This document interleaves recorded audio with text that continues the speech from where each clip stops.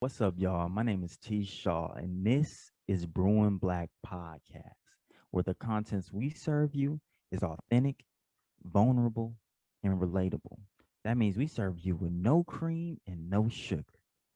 I guess I like my coffee black.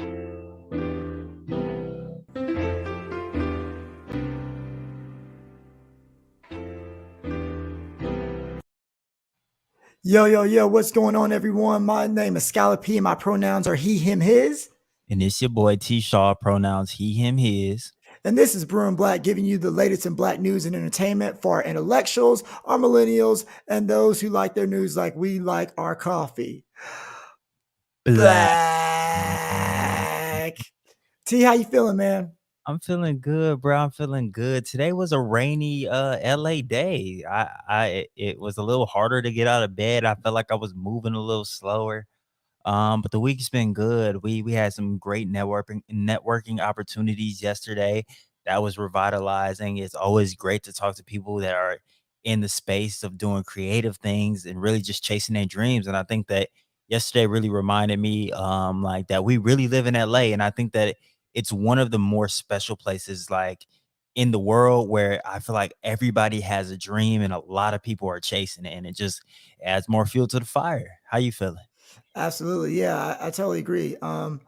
It's been an inspiring week. I finally got my dissertation stuff going, got recruitment flyers, got my first little interview tomorrow.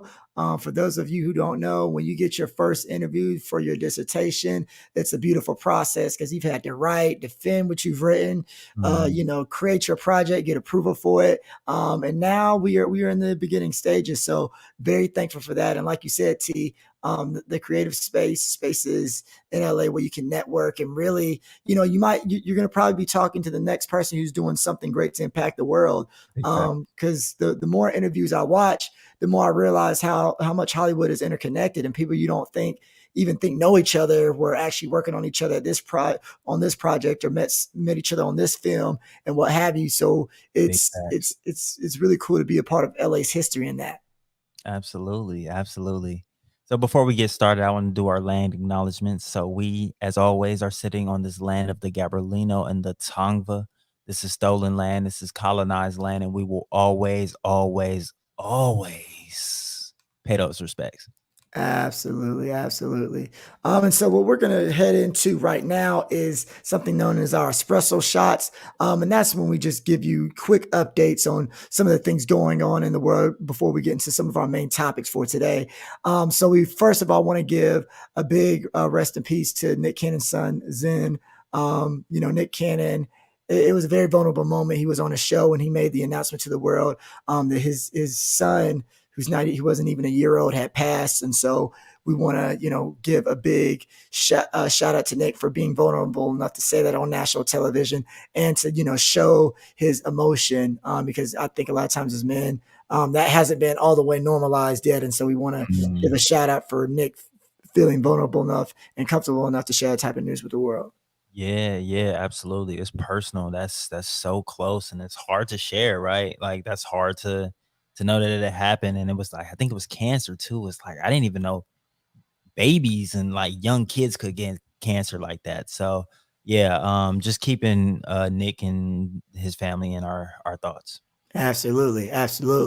Now, what we also have to talk about too, because that baby was innocent, but Jussie Smollett, man, geez, a lot of you all know him as Jamal from Empire, from the hit show Empire on Fox. And shout out to Lee Daniels, Taraji P. Henson, Terrence Howard, and the crew. But a couple of years back, he said that he got attacked outside of a subway in Chicago late night.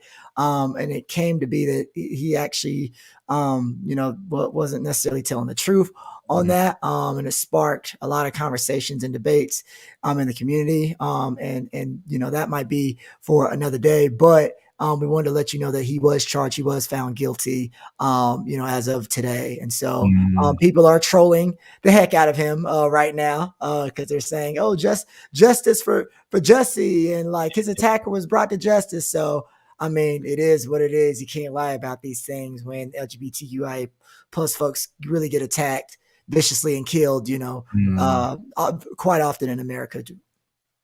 Yeah, and I was trying to figure out why he was on trial, but then I realized it was because he put in a fake police report and like they're punishing that.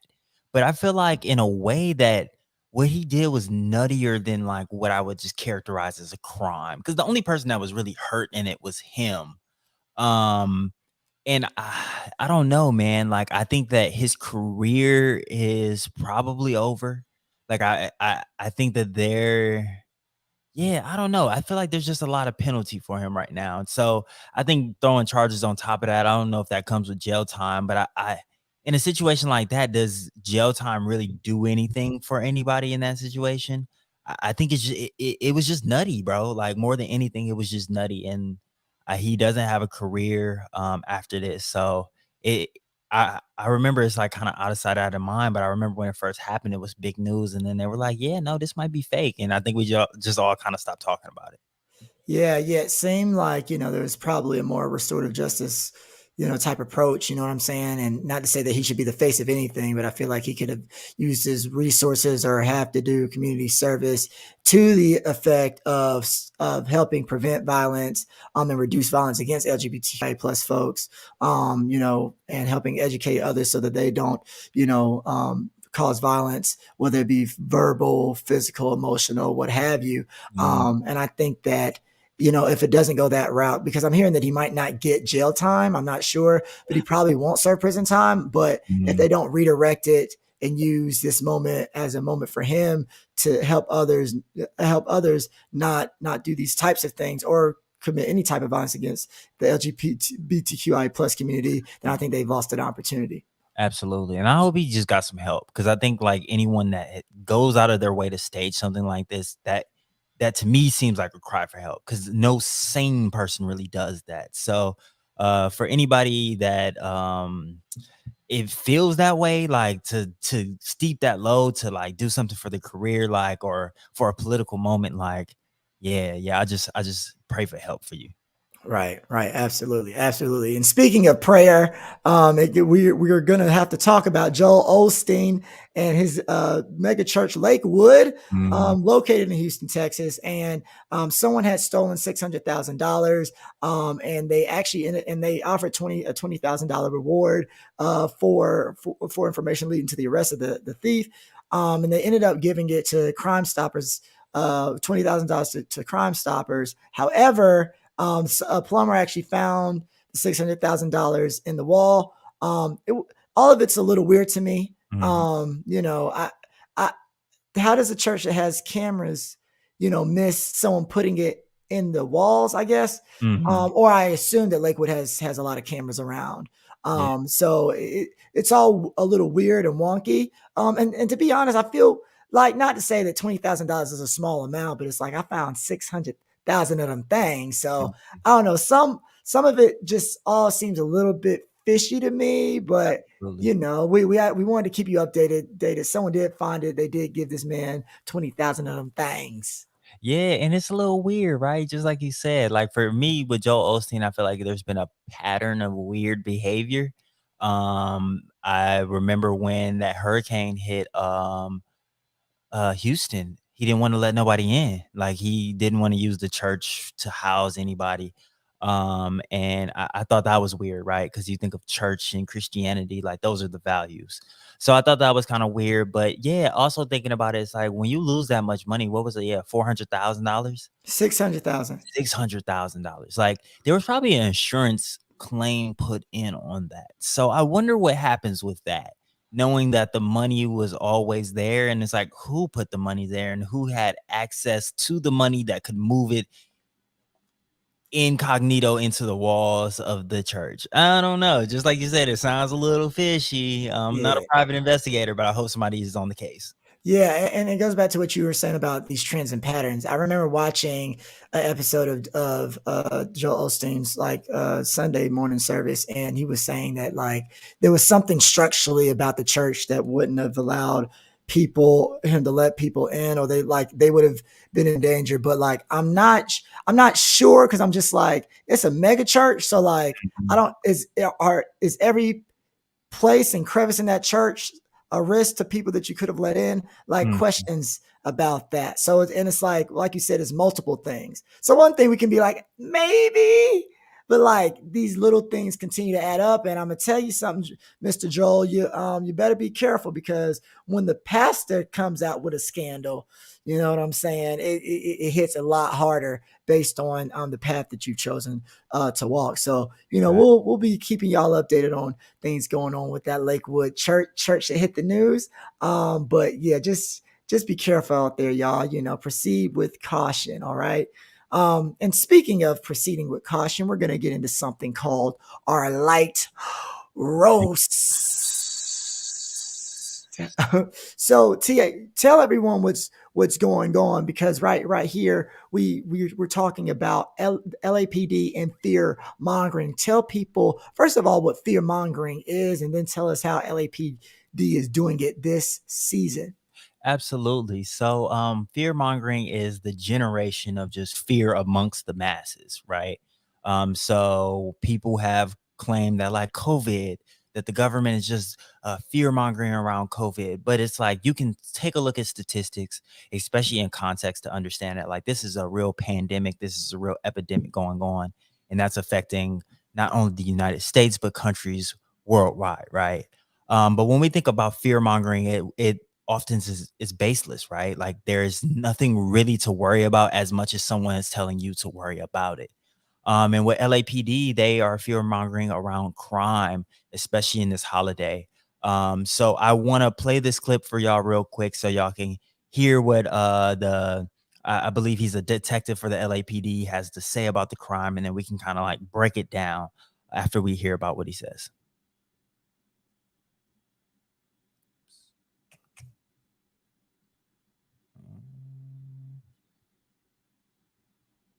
Share the audio.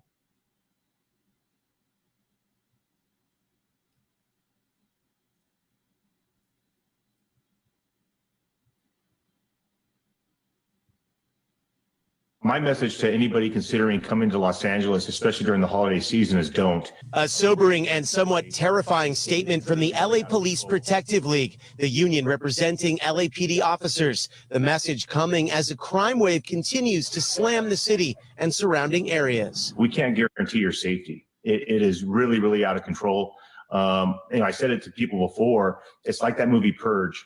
Instead of 24 hours to commit your crime, these bad people have 365 days to commit whatever they want. The warnings seem to resonate with residents. It's pretty scary walking at night. Sarah Veenstra moved to LA from Wisconsin about 6 months ago. She didn't realize crime and safety would be such major issues. I genuinely thought it'd be a safe area. It turned out not to be as safe as I thought. I'm definitely like carrying something on me every single time I walk out of the house when it's dark out. Rampant crime continues. Some of the My message to any. Okay. So, any initial impressions on that, Scholar P? Yeah, I mean, I don't like the labeling, I guess. The officer had these bad people. Like, what do you mean? There also wasn't a lot of conversations about like what particular parts of LA, and like were these violent crimes. Like I want more details before you like incite that type of fear in people, because I think a lack of there's the devil is in the details, but the devil can also be in the lack of details, right? And so that was very curious. And then I don't know what the race or ethnicity of that woman was, but like she was quite tan. Yeah. And that was just weird for it to me. And when I heard Wisconsin, I was just like, oh, I don't even trust what you say anymore. Yeah. Shout out to all our Wisconsin listeners, but I'm pretty sure that was a white girl from Wisconsin with a wicked, shout out to my Boston people, wicked tan. And I couldn't even, I heard what she said, but I couldn't really take her seriously with that tan. I think the dangerous thing might've been that tan. Let me stop playing though. Yeah. But those are some of my initial reactions. Just like, you're not really giving people a lot of details, because I'm in Westwood right now. I'm chilling. You know what I'm saying? You're in Inglewood, if I'm Yeah, not mistaken, and I feel like you've had a great experience thus far. So where's this crime absolutely. at, sir? Be Yeah, specific. bro. Like I walk my dog at 11 and 12 at night and be chilling. So it's like that's what we think of when we think about fear mongering. And I feel like there's been a lot of propaganda recently talking about LA crime. We've saw like on social media and TikTok, whether it be Twitter, Instagram too. There's been like you see these rich people kind of getting stuck up, right? Like just robbed at gunpoint. And I think that those are the crimes they're talking about. But when we look into the details of those crimes, we're looking at very wealthy people, people that are driving Teslas, people who are driving like Mercedes X class. I don't even know if that's a really thing, E class, whatever you want to call it. Like these are people that have a good chunk of change and they're getting stuck up at like these very nice restaurants. Like these aren't just like willy nilly crimes. It's people that probably don't have much taking from people that do have a lot. And not saying that that's right, but I think when we're thinking about who the victims in these are, like these aren't people that look like you and I, and it's not normal people that otherwise would be those victims, right? Like always keep your head on the swivel. But I think it is important to kind of put this all into context because my girlfriend, like her mom was like, oh, be careful if you're gonna go to a restaurant. I've been seeing people getting robbed at gunpoint, but it's like they're not gonna rob no college student. Like you know what you getting from the people that you getting something from. Like I saw there was a video of this mother. She seemed like a fairly young mother, but of course she lived in a very wealthy neighborhood. They had a very extravagant gate, and somebody was waiting for her because she was taking her like daughter out for a walk in the stroller, and they were waiting for her as she got into the gate, and she was just like, la di da di da, and then they ran up in the gate after and stole her backpack and stole like her watch, and but they're taking very nice things, and they're in nice neighborhoods. So I think that again, those are the differentiation that we have to be able to point out. But I also want to just share that the proof is in the pudding and the proof is in the statistics. And I want to give a big shout out to Gene. We've had Gene on the show, and he talked about how this was fear mongering, and gave some context on his story today on Instagram. And I wanted to highlight some of the numbers that he pulled up because he looked at the crime and like what crime may be up and what crime might be down. And we saw that homicides are up about 46% and car thefts are up about 53%. And with some context to that is a lot more people have cars right now. Cars were selling out. Even rental car places couldn't find cars during the pandemic. So I think that that's important for us to think about. Like car thefts will be up when there's a higher need for cars because people are going back to work, but more people have cars. So there's more cars to steal, if that makes sense. And homicides, I think also we can kind of rationalize. I think that like homicide, like knowing that we're still in a pandemic and a lot of people don't have jobs, a lot of people they've called it what the great resignation, right? So there are people if people are trapped in their own communities, then homicides often will go up in situations like that. But when we look at statistics with property crime, which they're kind of getting at when they're fear mongering, when they're telling people not to come to LA, they're not like, oh, we think you're gonna get murdered. Like, nah, because we know that murder happens when it's usually interpersonal or intercommunal, right? It's like people that know you are more likely to murder you. But when it comes to property crime, you're gonna rob whoever look like a good lick, right? But robberies are actually down about 14% and burglaries are down about 9%. So when we're talking about the purge, bro, like it's not purge like. And I think that that's where we really see the fear mongering. Because when you tell somebody like, "Oh, don't come here," it's like the purge, but it's the purge every single day of the year. Like, come on, you know what you're saying to people. Like the purge, it triggers a very specific image of people really like on some anarchy, really just like murking people in the street, and that's not what's happening right now. At all. Yeah, yeah. So no, I think that that's something that we have to keep in mind, and just be willing to do that research or look for people who are doing that research, because I think that it's very easy to get caught up in that narrative, and I think if let's say that a lot of the people who are getting robbed recently are wealthy, maybe even white.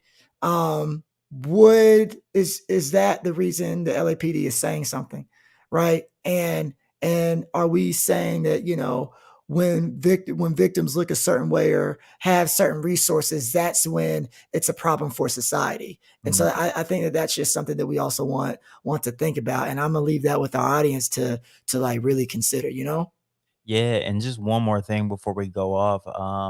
So very recently in the past election, election of 2020, yeah, 2020, we passed a proposition here that got rid of cash bail because we know that the justice system is often it has some type of like racial disparities and it's income and racial disparities, right? So the lack of a cash bail system allows for more people not to be held on very petty crimes. And I think that that again is another piece of like conservative propaganda talking about like, oh, these policies that we just passed are a reason why there's more crime. But again, the crime that we're talking about is down. So like if you committed a homicide, you wouldn't otherwise be getting out just because you got zero bail. Like that's not a real thing. So again, like Scholar P said, just start to think about like the real facts of what we're talking about and actively think about the context and what agenda people have when they're talking about some of these things. Of course, the police want more money. Like that's when we just came off of a year, 2 years of having major debates around defund the police, and LA schools got police off their campuses, and the students are happy.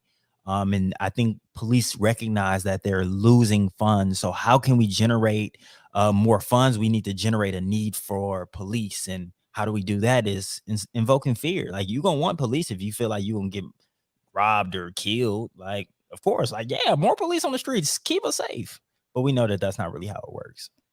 Absolutely. Absolutely. Yeah. So make sure you all are thinking about the intentions of the people that speak to you and that who words come into your ear. And speaking of intentions, right?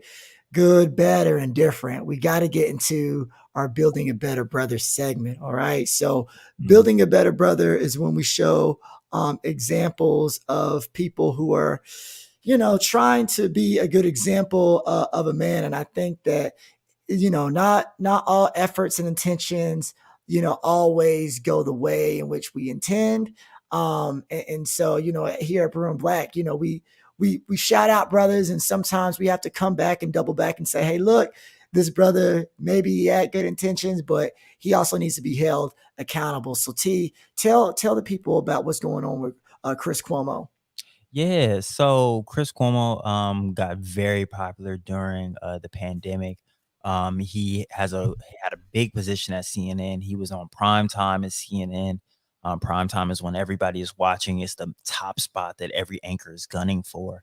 And he had that position at CNN, and he also had a position at Sirius XM.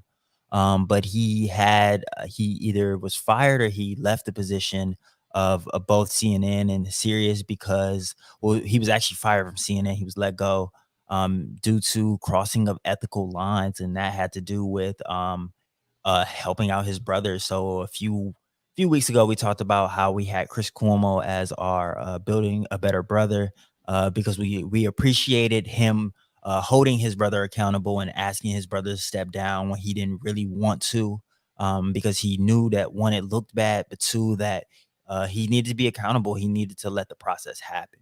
But even in doing so, Chris allowed um for his brother, so he used his position and his connections to provide insider knowledge to his brother's team as they were working on the allegations. So he had sensitive information about the accusers and different things like that.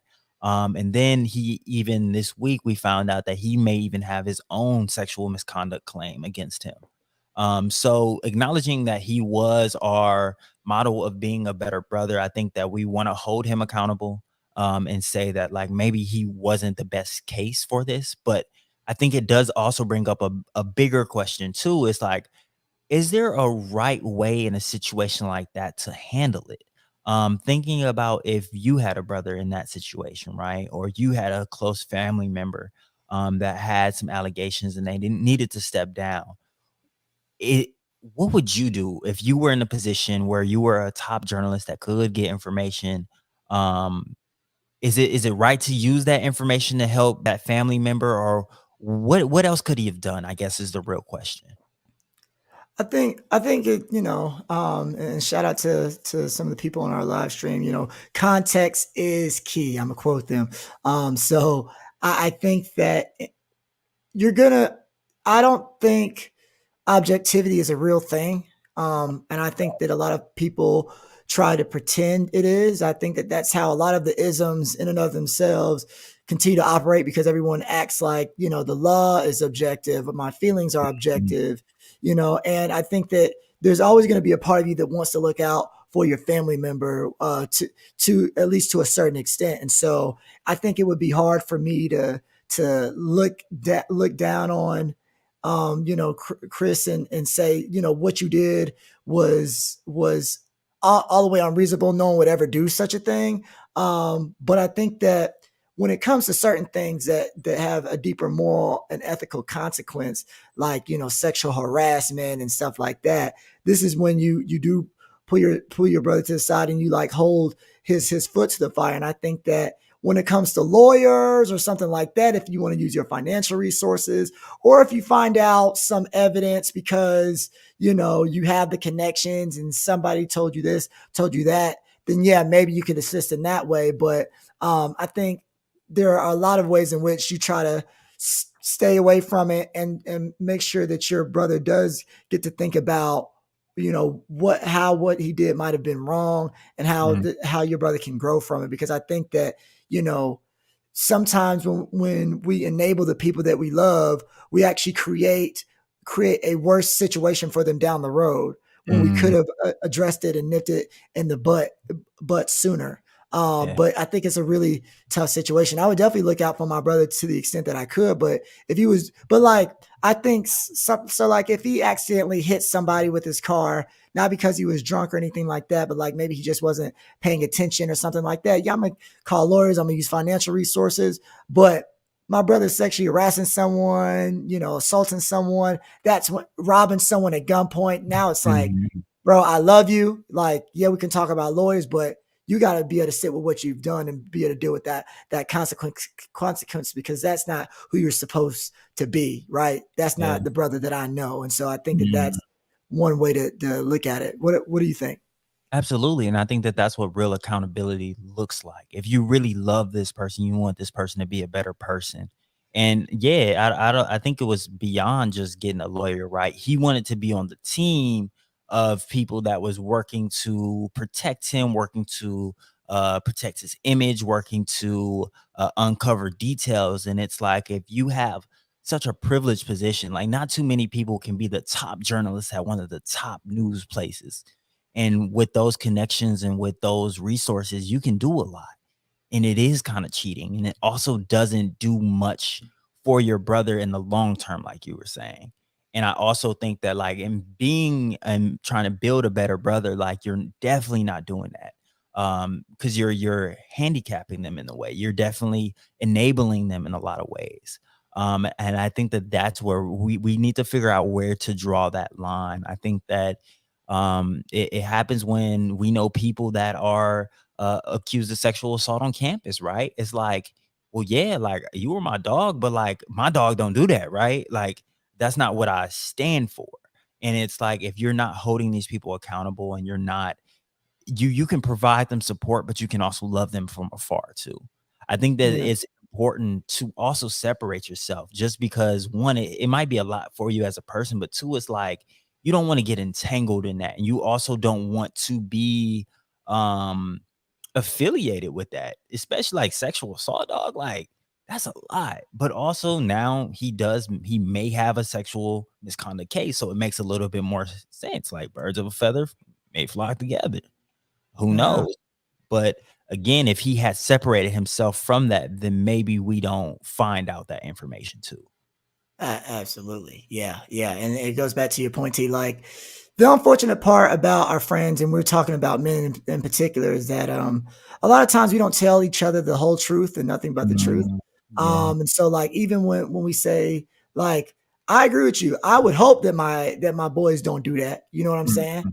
And at the mhm. same time, I've also been told stories about, hey, your homie did this, your homie did that. Yeah. And I've had to address those homies and be like, yo, if you doing this, hey, this ain't cool.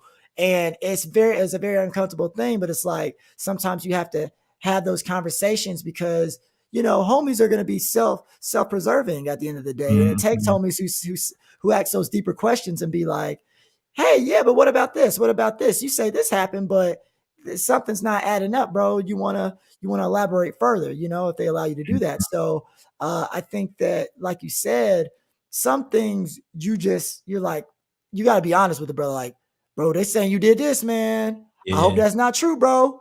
Like, if you need anything, I'm here, but like, I hope you didn't do that because Mhm. I don't rock with that. And I think that I think instead of making the assumption that our boys won't do that, we gotta be vocal, like you just were, and be like, I don't rock with X, Y, and Z. So your Yeah. boys start to get a sense of, oh, he's not gonna be supportive if he Mhm. finds this out. Like I remember I had a former friend who was also a coworker, and he was doing some foul stuff with the participants or with the people that our organization served. Mhm. And he never told me about it. And even though I can't stand this person today, don't ever want to see them again. I do appreciate, if I appreciate anything that he did, he didn't tell me what was going on. Mhm. And I remember having a moment where I told him, like, oh, I'm not into X, Y, and Z. And I think that was the moment where he knew, oh, well, I am. So Ashton, Uh, Scholar P is not into that. So like, I can't, if I'm doing X, Y, and Z with our clients, I can't, Ashton's not someone to divulge that say, information. right. Question. So were you surprised when you found out that he was doing whatever he was doing? Absolutely. He Mm. was a really great snake. He was a really Oh, great okay. snake, Okay. and the thing about it was, and I think that that's why we got to be so careful, because I would never assume that he would have done the stuff that he did. I Uh, would have been like, yeah, my people don't do that. And then you get the heartbreaking news that not only has he betrayed you in one way, but he's also doing X, Y, and Z with the clients. And it's just like, mhm. oh my God. Oh Okay. my God. And so like I've had that heartbreak of a homie being and finding out like, oh snap. And then having a supervisor being like, did you know? And I can be like, heck no, I didn't. But I also let them know, like, I don't do that type of stuff with people. Yeah. You know what Yeah. I'm saying? I don't do that type of stuff with clients. That's not how I interact. So Uh, like, it's a tough thing. So whether it was Chris and Andrew, or Andrew and then Chris, or them simultaneously doing these types of things together, or living in an ecosystem where that stuff was cool, mm, someone should have checked someone at some point.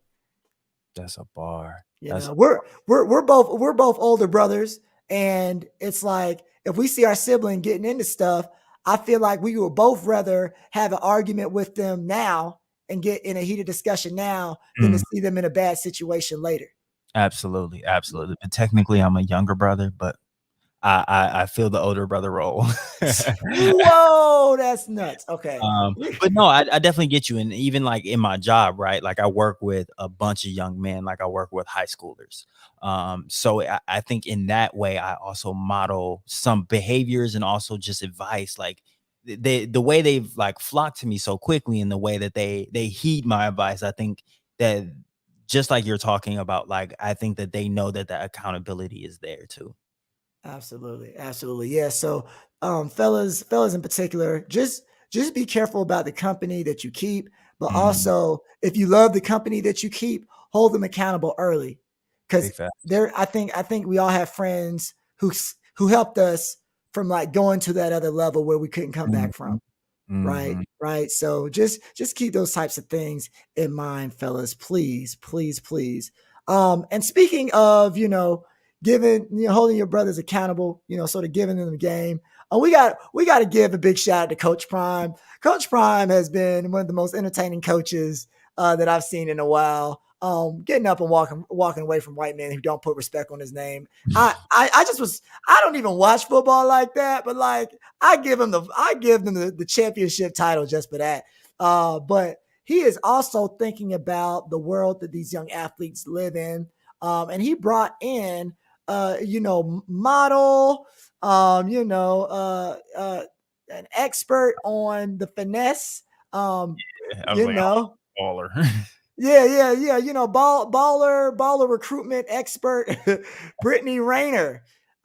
And she gave these young men who are aspiring to be NFL players, the game on how people are after you once you get famous and how you have to protect yourself. And do you want to give? I know you got a video. Do you want to give the people any more context? Yeah, I mean, I just thought it was interesting that he had brought her on campus. But if y'all know anything about Brittany Renner, she has dated a number of athletes very recently. I believe PJ Washington is the father of her child. They've been having definitely some disputes going on. She's a bit older than him, and she's been looked at as some type of a predator in a way. So it was interesting to have someone that has been labeled that through social media come talk to some more young men, but maybe that's the perfect person, just like you said, to come talk to these young men. And I think that that's what Primetime thought. So I'm gonna cue up this video real quick. She said something. It's about a 4-minute video. I'm gonna play just a few seconds of it because she said something that made me really think. And especially like us as normal people, like we don't have to even take this as athletes or entertainers or whatever field you're in, right? Like I think that this advice is kind of applicable to everybody, and I kind of think it's a good talking point. To talk to you. A lot of times, women, men in general, everybody wants something. Thank you. Everybody wants something. So it's like, even if we both have our own thing going on, me still being with you is a good look because you boost my stock. Just like you boost you know what I'm saying? Like, I boost your stock. It's just that simple. It's kind of like a give and take, but you have to be aware of what you're signing up for. You want to make it to the NFL, and it's kind of like, you do understand there's a lot that comes with that, right? There's gonna, to be able to decipher who really loves you for you, I think that's like the $1 billion question we're all wanting to know. This is how the game is played. Please know that. We putting you up on game because some of y'all gonna make it. I hope, pray all of y'all make it, even if you make it in the business world. That's a whole nother category of game. In that world too. They just dress it up a little different. Yeah. The game is the same. Only thing changed is your names. Yeah. Listen to the stuff I just spit right there. So I'm gonna cut it off right there. So yeah, like it really made me think a lot. And I guess my first question to start this conversation off is like, do you think that relationships are as transactional as she made them out to be? I think that they can be, but there should be an equal give and take, right? So like the relationship that she describes, in that particular case can be a predatorial one, but like there are people in relationships where like the expectation is, someone makes the money, you make the money, I look good and provide you with like, your physical, sensual needs, and like that works for some people, right? But I think that in terms of the transactional piece, I don't like the word transactional, but like there should be an equal yoking of exchanges, right? So it's like I shouldn't feel like the transaction is imbalanced, I guess. Yeah. It's Okay. like we're both bringing things to each other that both of us want, even if we're independent alone. When we come into a relationship, there are benefits for me and there are benefits for you. And I guess if that's transactional, then okay. But I think that a lot of times when things are transactional in bad relationships, it's because there's an imbalance. So like there's the stereotype of the woman who works super hard, and you got the man with no job who smokes weed and plays video games all day, doesn't do any housework. And it's like he's not really giving her too much versus everything she's doing for him. And I think that that's where a lot of toxicity is. Or you're in a relationship and someone's not giving you loyalty and faithfulness, but you're giving that to them. You know what I mean? So I think that transactional isn't necessarily the bad thing, but it's the imbalance of that transaction. And so, but what do you think? Well, I think that I think a transactional, because she said everybody. She wasn't just talking about just romantic relationships. She said everyone that is around you is constantly thinking like, what can I get from you?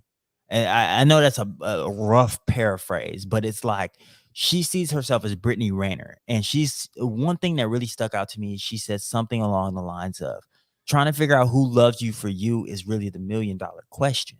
And I think that life, it sounds and feels very lonely, right? Like she is putting people on game in a way, but that is the space that she occupies. I don't think I occupy that space. Now, I do expect that the people around me, the people that I feel like that are in my like core tier and even like in my tier of friends, like they're reciprocating the same energy that I give them. Like if I'm taking care of them, I hope that they're taking care of me in different ways. Of course, we all need different things, but I expect them to be good friends if I'm a good friend to them. And I only have friends that I feel like are pretty good friends, so I know I can be good friends to them too. But I don't actively think about like, oh, what is this person bringing to me in my life? And I feel like that is where it gets a little, it becomes transactional, right? Like I think that that's what makes it, because when I say the difference between transaction and reciprocation is, I think, a lack of warmth in a way. Like that's kind of how I think of it in my head. Like a transaction is something that you can keep a receipt of. Like reciprocation comes in different forms. Like the ebb and flow looks a little different, and it's not as, it doesn't have to be equal in a very direct way. Like I think that there are different like ways you can like kind of like make them work together, if that makes sense. Like some friend might need help moving, and I'm like, well, I would expect them to help me move, but also like if their life is set up in a different way, but maybe they made me dinner, they invited me over for dinner, right? Like I think that those are ways we can kind of see. But when she's talking about it, I think she thinks about like the clout that she provides people, and people want to be associated with Brittany Renner. So therefore, that if you want to be associated with me because of my name and my social capital, like what are you bringing me? And I think that then a lot of relationships don't feel genuine. So I feel like the ones that you do have to kind of keep track of transactions and like that, like either you're not close or it's not genuine. So those were the first few things that made me think of it. But yeah, like I even thought about it just outside of like romantic relationships. Absolutely, yeah, and that's why, you know, I think that it's awesome seeing the lives of these like celebrities, especially when they're young and people get their money up, their notoriety up, and they build their brand. But one of the things that I appreciate so much about our lives, like, you know, when we get our success, our fame, our notoriety, like we already had that foundation. You know what I'm saying? Yeah, Like I yeah. have nothing but, like you said before, close friends who got my back. You know what I'm saying? And every Mhm, time I hang out with them, I'm just like, damn, y'all are some really good people. Like I'm very, mhm, very fortunate to have y'all. And like sometimes I feel like, dang, I don't even deserve this. But I remember my aunt telling me, it was around the time of my birthday. She was like, well, Ashton, like the only way you can have such good people around you is for you to also be that good person. mhm, Because if you weren't a good person, if you weren't a good friend, those people wouldn't be drawn to you, mhm, and you wouldn't be able to sustain and maintain those relationships. So I think that, you know, I don't ever worry about that type of stuff, because even like one of my best friends, Kenny with Blavity, shout out with Kenny, Kenny Yonsei, man. Um, we're both in the media game, and like nothing ever feels transactional. I'm mhm, like we actually check up on each other, send each other resources, talk to each other about life, like, you know, on a genuine level. You know what I'm saying? And I think that mhm, it's like you said, it is really sad if that's all you think about, because the world and the environment you in, that's all it has to offer you. And I think that it's so important to try to build those types of foundations early on, and mhm, try to figure out ways to do things uh, in order to spot out those people, right? So yeah, like instead of going to the fancier restaurant, see what friends want to go with you to a regular bowling alley or Little Caesars, you know what I'm mhm, saying? Like things that aren't necessarily as materialistic, things that, you know, could get at the core of who you are and what you like to do and what you find interesting. Because I think finding your people after you already have the success and the fame, that's a really, really tough spot to be in. And my heart goes out to those people, because it is like you either, you know, want me for my body, or you want me for my money, or you want me for the brand and the photo op. And it's just like, I already got a core of people. If I don't have another friend ever again, like I'm good in most US cities. I can go and find a genuine friend, or I already have some genuine friends, and like it doesn't matter how much fame or notoriety I get at this point, right? And so I think that that's a beautiful thing, and I think that people have to find ways and strategies to spot out those who are transactional, like you said. Big facts. And shout out to our viewers and our listeners. Somebody just left a dope comment. I thought it was a really good question. It says, do y'all have any experience or past friendships that felt transactional? Scholar P, do you have any off the top of your head? Well, it's so funny because, I had a friend, he was like a mentor, and he thought, and like I would ask him questions about, industry and entertainment. And like at one point he got upset because he was like, oh, all you do is ask me about X, Y, and Z. But that was because I looked at him as more as a mentor. And Mm, like that's what I thought the relationship was. But that's I was like, dang, like I gotta start thinking about that, because one of my other mentors was like, yeah, like, students from a particular university, y'all are known for being very, very transactional, mhm, and you need to think about that. So I think that's when I even started thinking about the idea of a transaction. I remember one time, I thought about one of my friendships, and I was like, are we really friends, or like, do you invite me to places because you need someone else to help split mhm, cost of travel and this, that, and the third with you? mhm, So I have had moments where I've thought about that, and I think my friend from my job, um, I don't know if it was transactional, but like I I guess he wanted me in his pocket. I guess he wanted to know my business and feel like, my trust was a form of currency for him. You know mm. what I'm saying? Because my secrets and my trust, and he's like, I know the dirt on everybody else. And it was funny because I think he had so much dirt that he Mhm, wanted to make sure that he ingratiated himself with everybody that he could, so he mm. could build an alliance for when his dirt did hit the fan, which it did. But he was so incompetent at his job that it actually hit the fan after he was fired. So good Ooh, riddance. Have a great life. But what about you? I feel like I never even considered the thought until I got to college. Because growing up, it was like we all didn't have nothing. So it's like we didn't want nothing from each other. You know what I mean? Like we used to go to Jack in the Box and we used to scrape as much change as we could together. It used to be like 4 or 5 of us. And we would just buy as many like Jack in the Box tacos because you can get like two for $1. So it's like we had like $6 between us. That's 6 tacos. And it's like we all can eat a little bit. So it's like that's how I used to live my life. So I never even considered that people, one, kind of keep tabs on each other, or two, like actively think about like, oh, well, what are you bringing to me? So when I got to college, again, I was at Boise State, and these were predominantly white people. So I didn't know that they moved different, right? And yeah, bro. Like I remember there was one kid, he had a bike, and he felt like I only wanted to be his friend because he had a bike and I used to ride his bike to work. But it's like, well, bro, I'm the only one working and you didn't have no bike. Your mom bought the bike. Your mom should be telling me thank you for using the bike, because you just keep it locked up. It's not like you use it.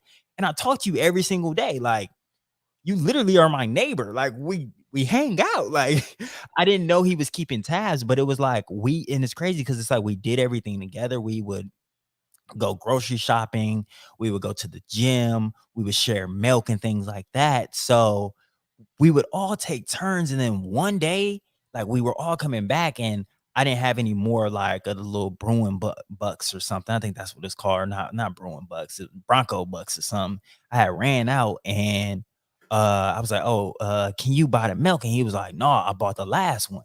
You always he said, you always something. I was like, bro, what? Like this is coming out of nowhere. And then it's like the other kid said something. I'm like, oh, so y'all have been talking about this. Because then I was like, okay, well, like, let me know what all the other things y'all been keeping track of. And they was like, oh, well, you used our bread last week. And I was like, bro, we literally get bread together and I ran out. Or no, this is what happened. I had ran out and they had a little bit more because it was two of them and it was one of me. So I was like, can I get some bread? Like, I'm starving. And they was like, yeah. And they didn't have a problem with it. And they were like, oh, you don't have any more? I was like, no, I only have the butts of it. And one of the kids was like, oh, I love the butts. Like, I'll take it. So I'm like, cool, you like the butts, I don't, you can have this. I thought that's equivalent exchange. Like, no. So they were keeping track of these little things. So then it's like at that point, I was like, oh, I now know that this is not really a genuine friendship because like these are such little things. Like milk is like, I think a milk was like a $1.50 or something. Like, and it's like I would buy them lunch when I had money. So it's like, but now that I'm out of money and I'm out of money because y'all, like, you know what I mean? So like that's when I was like, oh, things are very transactional. People are literally keeping track of dollars and making sure that they're dead even. And it's like, well, there's no equity in that. I think that's the biggest thing for me is like y'all are literally rich. Like I've seen y'all homes and stuff. Like y'all really got money. Like I am really on this WUI scholarship and I'm also working a job to be able to exist on this campus and y'all don't feel this emotion, but y'all feel like we're the same and that I'm using you, but I'm really at a disadvantage more than anything. Like so I think that was one of my first big like encounters. But then when I went to another university, a dude told me, he was like, yeah, I low-key really hang out with you. He didn't say this directly, and like I think we were cool, but he told me that he first started hanging out with me because he noticed that women were attracted to me. And he was like, well, you be with the women, like I'm trying to be with the women. So it's like I figured I'd be cool with you. And then I realized you were cool. And I didn't know how to take that at first. And we ended up not being friends that much long after that. But like, and that wasn't even really the reason why. He just wasn't like my cup of tea. But that did, again, that was a bit transactional. It was like, oh, you like me because of this, right?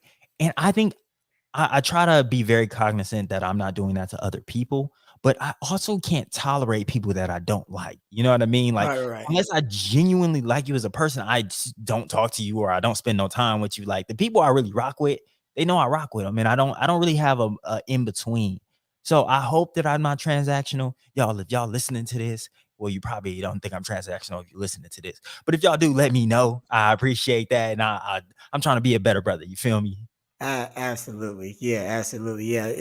But I think it's great that we're having vulnerability because I've definitely been transactional. Even as you were talking, I was like, dang, Mhm. like there are some friends that like I definitely come off as transactional, and like I want to make sure that I'm Mhm. rectifying that and letting them know like, oh, we can hang out for other reasons. You know what I'm saying? Not Mhm. just X, Y, and Z, for sure. So yeah, think about whether you've been in those types of relationships or whether you've contributed to that notion and idea of being transactional, right? Mhm. But you were talking about a lack of equity in some of your friendships, and that one in particular, and that brings us to Anthony Broadwater. All right.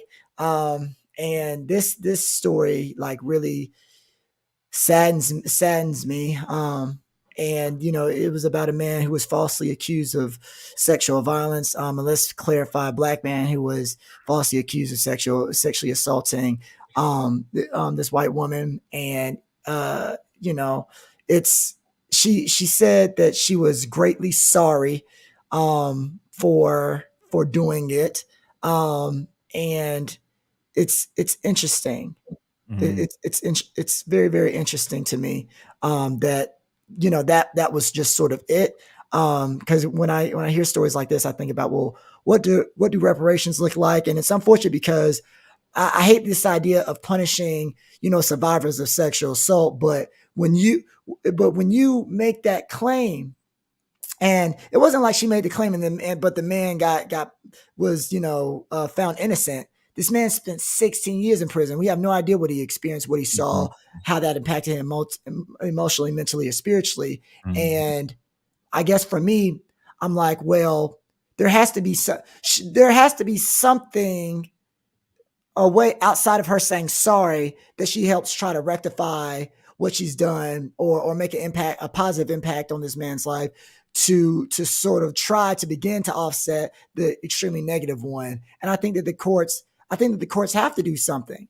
Mhm. I think, especially given the historical context of black men being falsely accused of rape by white women in particular, there has to be something that happens, because I'm very, very tired of hearing this narrative, especially as a black man who has a lot of black men in his life that he cares about, who might have black sons, like, and forget the people I know and care about and love who are black men. Any black man who experiences this, heck, even the black men I don't like, I don't want them to experience this, right? So I think that there has to be, and I think that this is where we've talked about, prisons and jails today, but like just to think about restorative justice in a different way and what that looks like is really key here. But T, what do you think? Yeah, absolutely, bro. And just adding some more context. So the woman's name is Alice Sebold. She's actually an award-winning author. If you've ever seen the movie Lovely Bones, it has Mark Wahlberg in it. He stars in it. So she originally wrote that book. That book was turned into a movie, which made her a chunk of change. And she also wrote a memoir called Lucky, which also did pretty well, which was about her sexual violence experience. So that happened when she was a college freshman. She was a victim, or she was a survivor of rape. But then she ended up falsely accusing Broadwater. So she actually was the event actually happened to her, but she couldn't figure out who had done it. It happened in a park right outside of Syracuse, and so some weeks go by. She had already chosen a man, wrongly chosen a man in a lineup, and then she was at the park, and she either ran into Broadwater or had spoken to him, and she had a gut feeling. She says that was who it was. She took the stand and testified against him, and he spent 16 years in prison. So he was actually released in 1999, and he was released when she actually released her first book. And when she released her first book, he had to register as a violent sex offender, and he spent from 1999 to 2021. He spent his time in poverty because he couldn't really get a job. No one wanted to be with him. I believe he's married now, but it's a giant stigma. It's like he was branded. He was taboo, right? Like, no one wants, you're a rapist, right? Like, no one wants to be around you. But the whole time he always maintained his innocence. And a shout out to, actually, he was a movie producer that was looking at the case, and that he was looking to turn her memoir into a movie, just like Lovely Bones was turned into a movie. And when looking at it and looking at the court documents, he saw a lot of inconsistencies, and someone picked up the case, and he got some funds and was able to finally get the charges exonerated, and get those charges off his record. So yeah, like I guess I want to come back to that question that you posed, Scholar P. Like, what does reparations look like for Anthony Broadwater? And can we even in that acknowledge that yes, she was a survivor, but still hold her accountable for the damages she caused? And for me, I think reparations look like her royalties. Like, you got rich off of this. Like, if you got rich off of this and this man got poor off of this, like, it is only right, like, because you benefited and this person was harmed in the making, and if all you can do is offer like a sorry, like, nah, like, sorry come in a check form, and sorry comes in a lot of different benefits. It comes in, if he has kids, I think he even said he decided not to have kids because he couldn't bear the fact that their father would be labeled as a rapist, right? So like, this man his life was forever changed. And I think a lot of people talk about jail time. But I don't think that's even enough. And I don't think that's punishment, right? And that might make us feel good, but that does nothing for Anthony. I want to know what helps Anthony. Like, what are some things that we tangibly can do that can make the rest of his life better? That's really what I'm interested in. What about you? Well, no, yeah, I think first of all, giving him, his proper compensation is one thing, but I feel like we have to think about those 16 years and how we make the next 16, like, next 16 more equitable, right? So if I'm the judge in that case, I'm setting him out with a nice house. he's going to be in there rent free for at least a few years, if not another 16. 16, yeah, might as well. Right? He's going to get years. He's going to get years of free counseling services with top notch counselors. Right? So I think that when these types of things happen, we got to think about a holistic approach, and that judges should actually talk with some form of activists or people who have seen the devastating impacts that reentry, that people who are reentering society have to go through. And there should be a holistic plan, especially when they're wrongly convicted, right? And say, these are some of the issues that Anthony is going to have to deal with. These are some of the things he has already dealt with. And so this is how we try to compensate him for these years, because it goes way beyond money, right? Someone, because he has money, but like he could blow through that money on all sorts of things to help numb the pain of being in prison for years. We don't think about that type of stuff. You give me $1 million, but I was attacked physically, verbally, emotionally in prison for 16 years. Like what? And there's some people who get out of jail who have been wrongfully convicted that I'm sure, they revert. They go back to the things that they had to do to survive in the system, right? And so I think that when we think about restorative justice, we have to think about what is likely to happen for this man to break down, for him to, do a crime for the first time, since he didn't do a crime the first time. Like what can happen to make this man slip up? Because we have to assume that prison is a life-altering experience in the worst way. So with that assumption, what are the different aspects? And then what can she do? What can she do to show not only her forgiveness, but show that there's a way where false accusers can try to reconcile, make things better, and make things right. And I love the royalties conversation. And I think that judges have to be more radical with how they can't just, the release isn't the gift. Yeah. It's a replenishing of the life. It's a proactive protection of the harm that prison has inevitably done to somebody. Not everyone is coming out of prison and is going to be a lawyer. Like you have those special cases, but like that's not most people's reality. So like everyone thinks, oh, you get out of jail, your life is great now. No, the hardest part probably is just now starting. Like, and I don't think people think about that. So I think that, going back to your question, like, I love the royalties. I know she has to be involved in some way, but I also think that just from a more holistic standpoint, we have to start thinking about what happens when our reentering citizens actually get released, and we have to be proactive and obsessive in making sure that systems are in place for them to have an abundant life and not a mediocre one afterwards. That's big facts. I really appreciate you saying that, because the first thing I thought of was Rodney King, right? It's like Rodney King got really beat, bro. Like he really got beat, and then he spent some jail time, and then he won a civil case, and he lived a very rich life for a short amount of time, and then that honestly led to his demise. So it was like, but if Rodney King had maybe gotten a holistic approach instead of just like a chunk of change, like maybe his life would have been different. And then the last thing I would like to say is just like, I don't often like reporting on cases of like misidentified or like false rape allegations, because I know a lot of men, it's very popular for a lot of men to be very loud about false rape allegations, but very quiet about actual rape allegations, right? So I didn't want to fall the victim, or I didn't want to fall into that I don't know, that stereotype.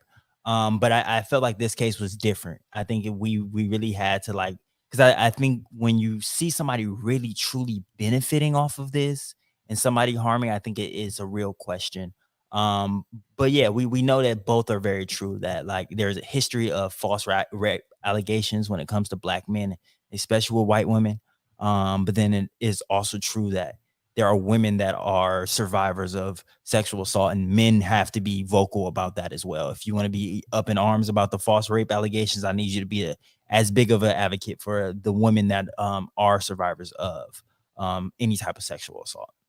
Absolutely. And I think what I appreciate about what we've done before is we've gone hard at Cosby, Kelly, people that we actually do think, are The hey, Cuomo are report. sexual predators. Mhm. Yeah, the Cuomo's like we're gonna go hard with everybody. I bet you can go back and see us talking for a lengthy period of time about how those brothers were wrong and doing what they've done. And so but I definitely get what you're saying, T, because it's such a hard line to toe. Mm. And I think that what's so crazy about this is that these false rape allegations are going to be looked at as the poster child as an excuse to not believe the next one who does claim sexual violence. Because the Mhm. effed up part is that woman probably that I think that woman did get assaulted. It's just Mm. very unfortunate that her gut told her that it was Anthony Mm. Broadwater. And so I think, like you said, men, as men, especially I want to talk to men, like you have to be upset about both. You have to be upset about both. Both are worth being upset about. And the prevalence of one is not an excuse to diminish the other, right? Mm. Sexual assault is wrong. It's even though she falsely accused a man, it was wrong that she was violated. Her life has changed forever as well, right? Like we're not gonna sit here and act like that's not the case. But in the case of this black man, like his life has been changed forever. And I think the bigger conversation here was about what does it look like when your life has been taken away and someone attempts to give it back, but they do it in a lackluster way. Big An fact. apology and freedom aren't that's the lowest bar imaginable. And I think Preach. in society we look at that as the highest bar imaginable. He got out. He got out.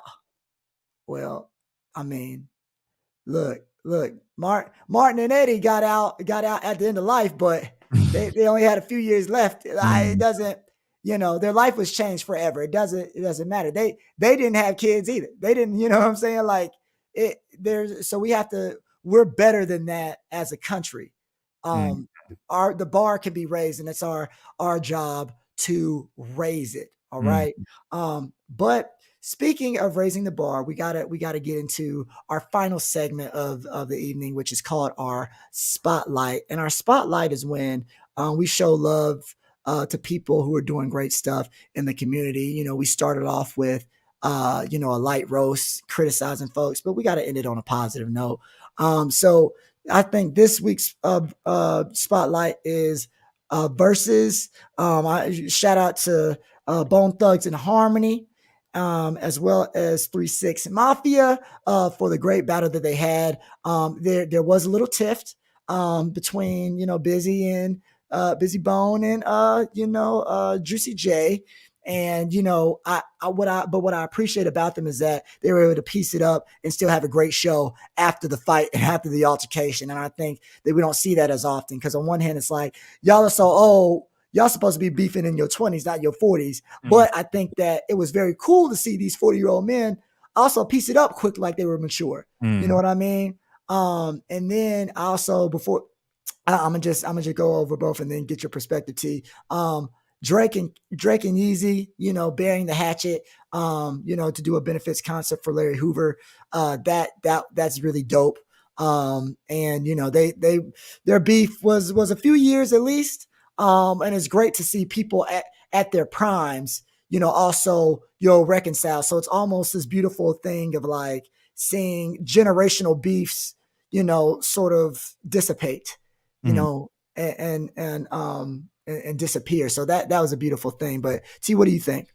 Yeah, absolutely. And I think it was cool to see that with Drake and Kanye. And it's actually going on right now. And I believe it started at 8 p.m. and it's in LA. So I wanted to figure out just a little bit of information. So it's like a Larry Hoover benefit concert. But I was like, who is Larry Hoover? So if y'all are wondering, Larry Hoover was the former Gangster Disciples leader. So the GDs is the most, I guess, renowned. I don't know what the perfect word is, but one of the biggest gangs in Chicago. So Larry Hoover is serving both state and federal convictions for a 1973 murder and a 1997 conviction about running like the GDs from prison. Right now, he's serving in a federal super max prison, 200-year murder sentence. So this is why they're coming together. And the only way that he really can get free is off like presidential or like a governor pardon. And why they're pushing for him to get out is because I guess about in the 90s he rebranded the organization. The GD stand, instead of Gangster Disciples, standing for growth and development, and they were pushing for voter registration. But yeah, so that's why the event is going on. They said that it had a budget of about $10 million and is likely to raise a lot of money. I was seeing tickets being sold for about $200 to $1,000 a ticket. I do feel like I don't know exactly what the event is gonna do, but I feel like it's a good opportunity to be a major platform to talk about people that are over sentenced in general. Like I thought about like how they had like free Angela Davis, but all political prisoners too. So I hope that it's something like that. I know that there are some nonprofits a part of this that will be receiving some of the benefit, but it is also good to just see how Kanye and Drake can come together for a bigger cause. And I just hope that this benefit concert isn't just like a publicity thing, but that is actually to like look at prison reform and trying to figure out how to like stop like over sentences. Even if somebody did something crazy, like you would have to do something really, really crazy to get 200 years. You know what I mean? Like I think that like if somebody was charged in 1973, like maybe just maybe like they've served out their sentence. And if not, then like we really need to look at prisons and how they're built. Like if you can't reform somebody in 40 years, like I don't know if this really the institution. And then I think that's what people are talking about when they talk about prison abolition. So yeah, that's just some ideas because I was really interested on why they came together and like what force could bring them together. And it seemed to be Jay Prince for this greater cause. Absolutely, absolutely. So yeah, I hope the spotlight is not just put on these people, but on the people who don't have the platform, like a Ye, like a Drizzy, and even like a Larry Hoover, right? Because for every one Larry Hoover, you know what I'm saying? There's thousands more. Anthony Um, Broadwaters. right. So shout out to them and shout out to the bigger cause and the bigger movement. But look, y'all, with that said, that's all we got, man. Today was a great show, man. How you feeling, T? Yeah, no, I think it was an amazing show, bro. I think it was a lot of great conversation. I appreciate our listener that was rocking with us throughout the show, with the live show, and that asked that phenomenal question. We appreciate you. But yeah, bro, it was a good show. You got any final words for the audience? Hey, nah. For well, actually, yeah. For those of you who are about to, for all this, for all my students who are about to enjoy, or getting off of finals, have a great holiday break. You'll be able to listen to us without the hassle of homework and papers, and you'll be eating your Christmas turkey in a couple more weeks. So just enjoy this time, and you deserve to decompress. That's what I want to leave our audience with. Absolutely, absolutely. Well, in the holiday cheer, I hope y'all enjoy this gift from us. But as we sign off, we gotta say, keep the coffee Black. back.